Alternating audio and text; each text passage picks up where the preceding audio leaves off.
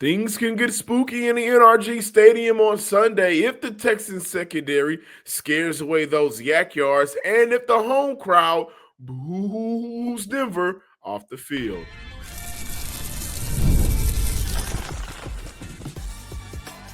You are Locked On Texans, your daily podcast on the Houston Texans.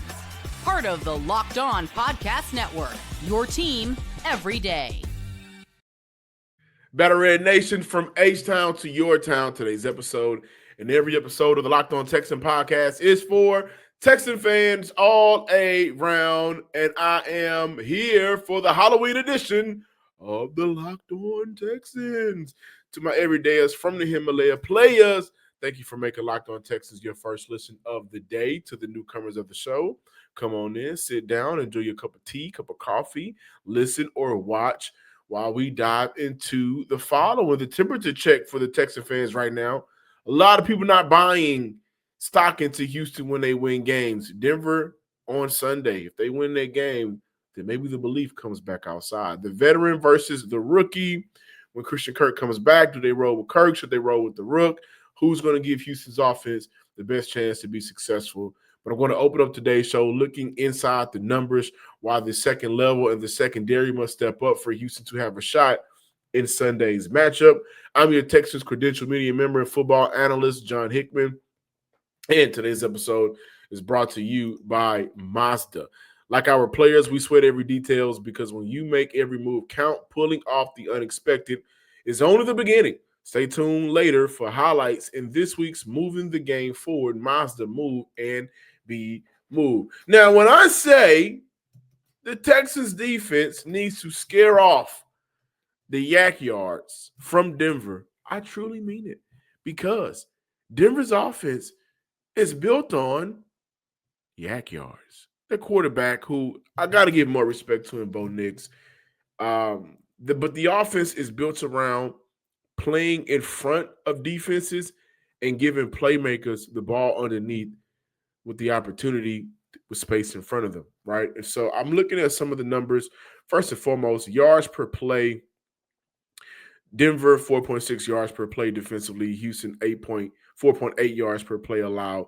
So the defenses in this game, Denver's number 1 in the league in terms of yards per play allowed. Houston's number 5 in the league in terms of yards per play allowed. So the defenses are going to do their thing. But Houston's defense has allowed 37.3 yards a game on go routes this year, 35.6 yards per game on out routes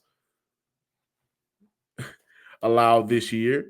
But when I say the Houston's home crowd needs to be in it to boo off Denver from the field, Houston only allows 153 passing yards at home. That's important. But I want to look at Denver's offense. Their most successful route in terms of completion percentage this year, excluding screens, the hitch route, 89%.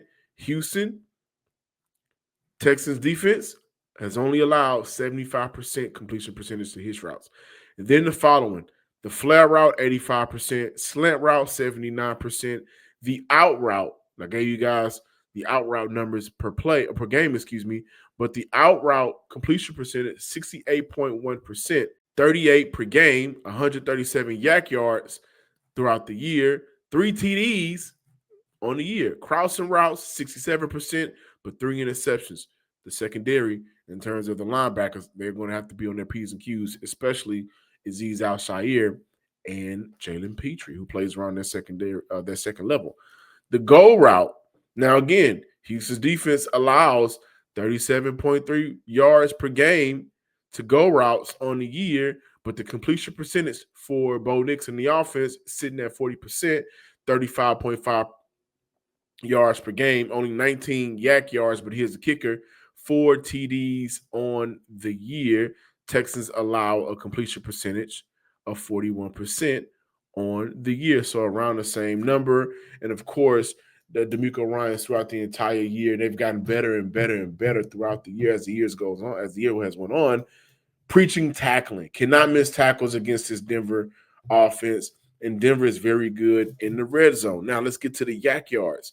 The league average for yak yards per play, 5.1.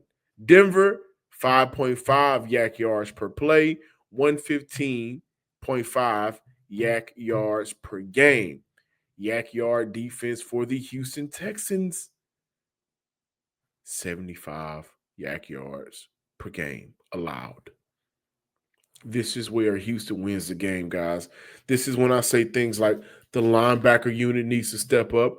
And when I say the linebacker unit, trust and believe, I'm including Jalen Petrie, who's played some good football this year in a lot of areas in his games. He's gotten a little bit better, right? Has it been monumental? Has it been minute? You guys pick and choose. I think it's been a little bit even keel, right? He's gotten better. And I think as the season goes on, we'll see. We'll get more data on whether or not that's sustainable. But I do think that when I look at Jalen Petrie on the year and some of the things that he's done well, listen, 91 YAC yards on the year. Okay, can he improve on that? But when I look at 91 YAC yards on the year through 7 games, let's do the numbers. That has come out to 13 YAC yards per game. That's pretty good. Kamari Lassiter, he has to be better in his game. Simply when I look at he allowed throughout the year 112 YAC yards. But again, let's do the numbers. That's 16 YAC yards per game. But he's allowed the most on the team. Where Houston has the combination of Henry To'oTo'o, Jalen Petrie, and Azeez Al-Shaair, you're looking at 92 YAC yards, 91 YAC yards, 88 YAC yards throughout the entire year. The second level of this defense has to be better. They have to play up to par because, again, you're going to play a quarterback that isn't going to bomb the ball downfield consistently in a lot. As a matter of fact, like I said, the goal routes, completion percentage for Denver's offense sits around 40%, by far the lowest, excluding any screens or anything like that. That's the lowest for Denver on the year. 35.5 yards per game, only 19 YAC yards. So when the ball is caught, typically they're going down. And for Houston, okay, what's the message this week? Obviously, it's Danielle Hunter and Will Anderson. We need for you guys to play at the best of your abilities. Obviously, it's the D tackles being where you need to be to really help flush out that run game. Denver runs the ball at an incredibly high rate, 5.2 yards per carry. J.K. Dobbins, who, by the way, could have been a Houston Texan if the Joe Mixon situation was handled a little bit better, right? He's having a great year for Denver right now, but we look at his impact for that offense and what he's done. Denver's a great running team. So, yes, the deep front needs to be important in this game to disrupt the run, to get some tackles for loss, to create negative plays. Absolutely, no doubt about it. But when Bo Nix is in passing situations, typically he's looking at the hitch, something quick in front of the defense. And once that offensive player, the playmaker, whether it's Cortland Sutton, Troy Franklin, who is one of the better YAC yard receivers in the NFL, they want those guys to get the ball in their hands and turn upfield. And typically, again, 5.5 YAC yards per play, 115 per game. That's the offense. So if Derek Stingley, Kamari Lassiter, Azeez Al-Shaair, the secondary all together, and Kalen Bullock, by the way, we don't talk about a lot. I haven't talked about him a lot on the show. I think that in some areas of his game, he's gotten better. But I also don't think the safety unit has been challenged consistently throughout this year because of how well the deep front and the front seven altogether has played. If they are able to keep that ball in front of them consistently and let a 4-yard catch stay a 4-yard catch, and I'm going to be realistic here. If a 4-yard catch turns into a 6-yard play, so instead of, again, that's 5.5 per play, so that would be just a 2-yard gain. So instead of 2nd and 4, Houston is looking at 2nd and 7. Instead of 3rd and 2, Houston is looking at 3rd and 5. These things bode well for Texans defense that typically on 3rd down, that's when you see the best version of Will Anderson and Danielle Hunter. That's where you see Houston's defense making plays to get off the field. Now, on the flip side, let's talk about the vets, specifically Christian Kirk in Jaylin Noel. Should the Houston Texans continue to roll with the vet when he returns, or have we seen enough? Y'all let me know how y'all feel in the comments. Tweet me on social media as well. We got more Locked On Texans talk on the scary side here today. This episode is brought to you by Mazda, moving the game forward. For those of you who believe it's not just about playing the game, it's about redefining it, there are moments that do more than put points on the board. They move crowds, they move culture, and keep moving the game forward. This week's moment that moved the game forward is absolutely the combination of your quarterback, C.J. Stroud, and head coach, DeMeco Ryans. Both men echo that it doesn't matter what happens outside of the locker room. The only thing that matters is how the Houston Texans prepare, how the Houston Texans practice, how the Houston Texans play, and their players in the locker room. And this is after a week where DeMeco Ryans talked about the negative noise outside of the locker room. This is after a week where C.J. Stroud acknowledged in his post-game victory speech in the locker room that none of the things that happen outside of that locker room matters. It's up to the Texans players to get it right and turn this season around, write their own story. And this is the perfect opportunity on Sunday to beat the Denver Broncos, to make people believers. So when you follow what moves you, the unexpected is only the beginning. And just like there's more to every single highlight, there's more to a Mazda vehicle. Mazda, move and be moved. And also, Texan fans, it's getting scary outside with the NBA back. There's no better place to get in on the action than FanDuel, the official sports betting partner of the NBA. Even if you missed the start of the game or want to ride the hot hand, FanDuel has live bets on everything from who will score next to fourth quarter comebacks. Plus, you can combine your live bets into a same-game parlay for a shot at a bigger payout. It keeps every game exciting, especially when your team is making a final push late in the game, in the fourth quarter. Right now, FanDuel is giving new customers $300 in bonus bets when your first $5 bet wins. So head to FanDuel.com to sign up and play your game, your first game with FanDuel, the official sports betting partner of the NBA.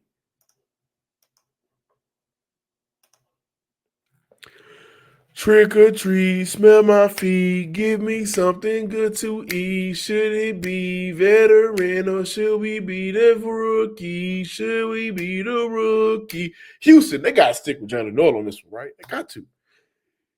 Christian Kirk is a player in his career that he's had good moments, right? But the last couple of seasons, even here, we look at injury concerns. We look at the lack of explosive plays down the field. You look at a veteran that has been in the game and has, been successful in the game, but at this point, it's not necessarily about how Houston can serve Kirk. It's about how Kirk can serve the offense, to better serve the offense and the success of the offense. In the first segment, I gave you guys a ton of numbers. Now I just want to talk the game. I just want to talk the eye test. And granted, this is we're looking at a sample size versus a sample size. We're looking at a player that has missed 3 games this year due to injury in Christian Kirk. So that sample size in terms of not being out there consistently. We're also looking at a rookie who doesn't play in a lot of snaps, especially considering the amount of times Houston goes, tight end, double tight end, and 2 wide receivers. But the opportunities for Jaylin Noel through 7 weeks, 8 weeks for the Houston Texans has not been consistent. So we're looking at a competition of sample sizes here. And when I look at the sample size for the rookie, Jaylin Noel, well, I see a player for the Houston Texans that can do a couple of things. He can get down the field. On the year, he is averaging 11.6 yards per catch. Also has a touchdown in his 20 targets. He has 162 yards. Christian Kirk, 16 catches, 109, 10.9 yards per catch. So essentially 11 on the year. And the longest play for Christian Kirk, 47 yards. The longest play for Jaylin Noel, 44 yards. Jaylin Noel has 4 big plays on the year.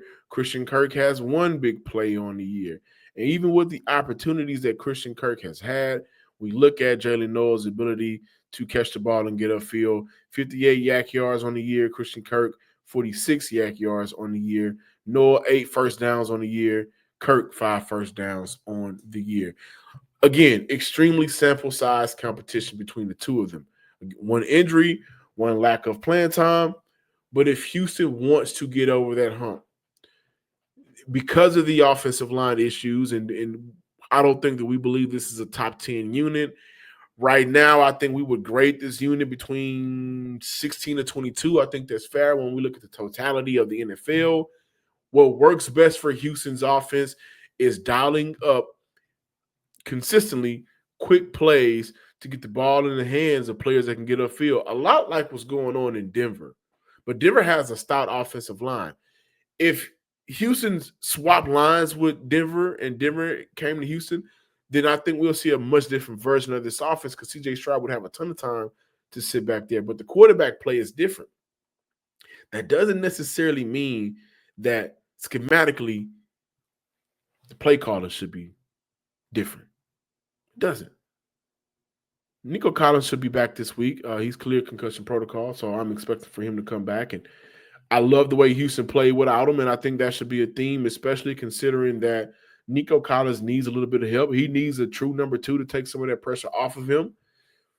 However, and I'm not saying Jaylin Noel is a number 2, but what I am saying is when I add up and stack the differences, explosiveness is the word that I would use to describe Jaylin Noel right now. The word that I would use to describe Christian Kirk when he's on the field, it's another E word. It's experience. But what does Houston need more right now? They need explosiveness. And typically that's not the case. Typically experience is the case. But number one, you can't teach a 4.3 speed. Number 2, where Jaylin Noel is right now in his career, who do we trust to go consistently make plays downfield and not on busted coverage? It's Jaylin Noel. So if we stack it up, Jaylin Noel gives you a guy that can win underneath. Jaylin Noel is a guy that can go get some big plays downfield, which is 15 or more yards. That's what Houston's offense need. And they need somebody that can beat the pressure. Typically, when teams are sending this pressure, you're looking at the back end of the defense that may be sitting back in some good zone and who can get open and beat that zone. The one thing in the area of Jaylin Noel that I've seen throughout the year is he's found a better way to beat the zone. Granted, whenever we've seen him in some of these bigger moments, who has the Houston Texans played? Well, they played Seattle. He had a good game against Seattle. And then he follows that up against a good game against San Fran, a banged-up defense on all levels. And I understand that. But Houston absolutely needs somebody that can get to point A to point B quickly and can turn upfield. And I don't trust Christian Kirk to be that right now. No, on the flip side, you look at experience, nothing should stop Christian Kirk from serving Houston well in the Braxton Berrios role. Nothing. See, Houston right now, they have Nico, Xavier Hutchinson, Jaden Higgins. They have their 3 bigs. They have their 3 smalls. It's going to all be about how Houston can kind of utilize them and mix and match them, right? Xavier Hutchinson has been very good for the Houston Texans offense this year. A surprise to many, a big surprise to me. We know what Nico Collins can do whenever he gets the ball in his hand. Though this has been somewhat of a disappointing year, underwhelming year, more targets, more opportunities, especially in areas where he can catch the ball and get upfield, and we'll get a different version of Nico and essentially the impact of this offense. But I don't think Houston should flirt with the experience of – I don't think Houston should flirt with consistently going with experience right now. They need a guy that can just be young, raw, and a playmaker on the outside. And that's Jaylin Noel. So if you ask me moving forward, it should absolutely be the rookie over the vet because in those roles, see, when you put Christian Kirk out there, it feels like that's Houston servicing Kirk. But if you move Kirk down to a wide receiver 3, wide receiver 4, that's Kirk servicing Houston. And that's what they need right now. CJ Stroud also talked about the chemistry between himself and Jaylin Noel. He just mentioned, hey, practice. He's been killing it in practice. Those are the things you want to hear. Now, what every Texas fan want to hear right now is they just want to win on Sunday. They just want a dub on Sunday. But some of y'all don't believe it can happen. So we got to do a little bit of temperature check. I know the weather in Houston has failed, a little bit colder right now, but y'all got to be a little bit hotter for your team right now. I know they disappointed y'all, but we'll talk about that to close out today's show. More Locked On Texans talk to close it out.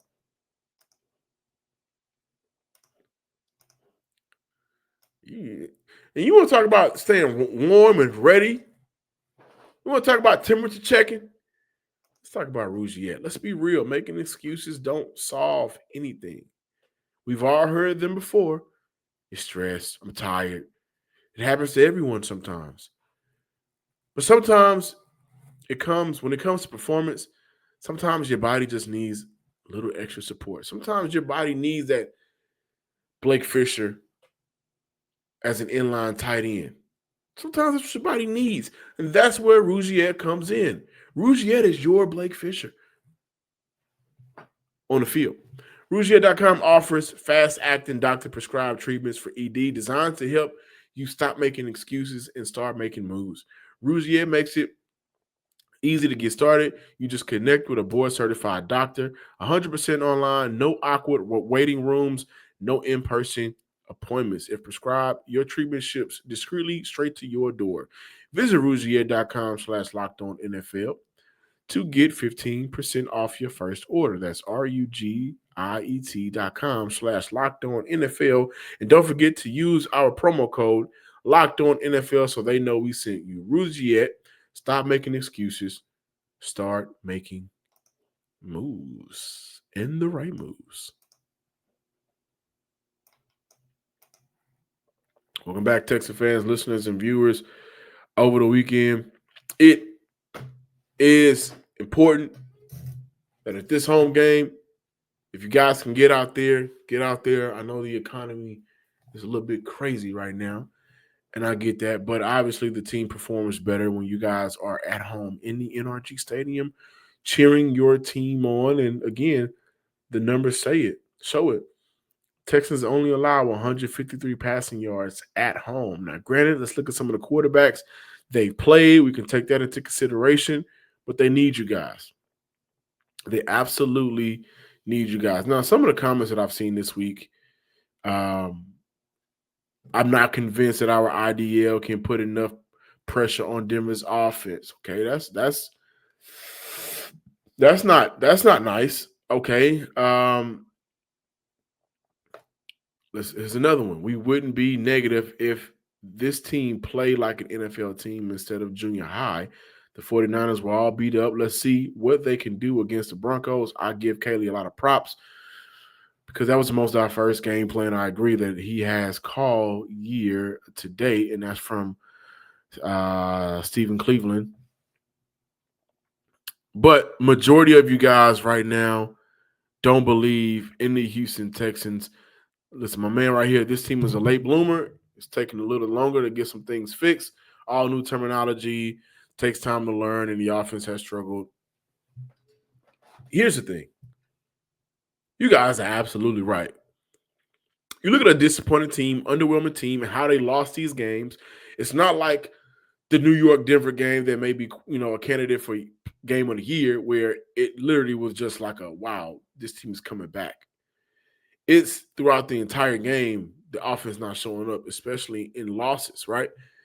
So I completely understand. This is why Sunday's game is so important. And y'all know that. If Houston can even up their record, go 4-4 after beating the Denver Broncos, however they do it, because it's all hands on deck. Again, CJ Stroud has to be elite. No way around it. Nick Caley has to follow up on that game plan from Sunday's matchup against the San Francisco 49ers. He has to be good. CJ has to be elite. He's going to have to carry the offense. the offensive line has to play up to standard. And I'm expecting for Houston to continue to deploy that essentially heavy package where we see Blake Fisher out there on the field. That's number one. Number two, I mean, and I think the defense may be more important than the offense this game, simply because taking away any advantageous situation for Bo Nix, that creates pressure on himself. And under pressure, Bo Nix has the lowest completion percentage of all of his completion percentage. When he's blitzed, he's good against the blitz. But if Houston can win with the 4-man up front and get some of those advanced stats that everybody love, because it may not always result in a sack. But what Bo Nix has showed us is under pressure, he will throw the ball away. So now a scenario could be if Houston creates that pressure on second down, and again, if they limit the YAC yards and they do a good job against the run, 2nd and 7 could very well be 3rd and 7 for Houston. Now, I'm just painting a picture on how Houston can win this game. So Azeez has to be great. They cannot allow that linebacker group, including Jalen Petrie, cannot allow anybody to just run across their face. That can't happen. That cannot happen. Kamari Lassiter cannot allow for anybody to get behind him defensively. Kalen Bullock cannot allow bad angles coming down to make a play. These things just has to work in Houston's favor defensively in order for them to win the game. But going back to the temperature check, let's just say Houston wins this game. And then now they play another must-win game, but against a Jacksonville Jaguar team who is at 4-3 right now, but they are losers of the last 2 games. Also in the last 2 games, a combined 9.5 points per game. 12 against Seattle, 7 against LA, over in London. That's a difference. That's a different feel now. Houston does not make the playoffs, in my opinion, if they do not win against the Denver Broncos on Sunday. I don't think they make the playoffs without beating Denver. Now, if the Texans beat Denver, we're now looking at a team. If they beat Denver and they beat Jacksonville, Jacksonville is now 8th in the AFC. That pushes Houston to 5-4. Okay, what happens in the next 2 weeks? Does Kansas City continue to be a good football team and win games? Do the Chargers continue to be what the Chargers are? You never really know for the Chargers, and the Chargers and Houston has to play this year. But the Chargers have to take on Tennessee and then the Steelers after that. That could very well be 2 wins for the Chargers. Winning against Denver keeps Houston in the hunt. And if they don't, then I think we can fire up those mock drafts. Thank you for watching today's episode of the Locked On Texans podcast, Friday Spooky Edition. Again, guys, everybody got to do their job. And I am 100% sure I would probably bet my last dollar on it that D'Amico Ryans and Matt Burke, they got Danico Autry back too, guys. And Derek Barnett will make a play. You look at that 6-man rotation, 7-man rotation for that defensive line. They're finding ways to get after Bo Nix and still be able to drop back in zone. They're finding ways. I know they are. The defense is going to win this game. And CJ is going to be elite enough to put up the points. We're gonna revisit this. But subscribe, like, and comment on YouTube, wherever you get your podcasts as well. Follow me on Twitter at John_Hickman12. Until next time, ladies and gents, let's have a safe and fun Halloween. Let's get to the game on Sunday, and we'll do the squad show after the game all together, win or lose, Texan Nation against everybody. Peace.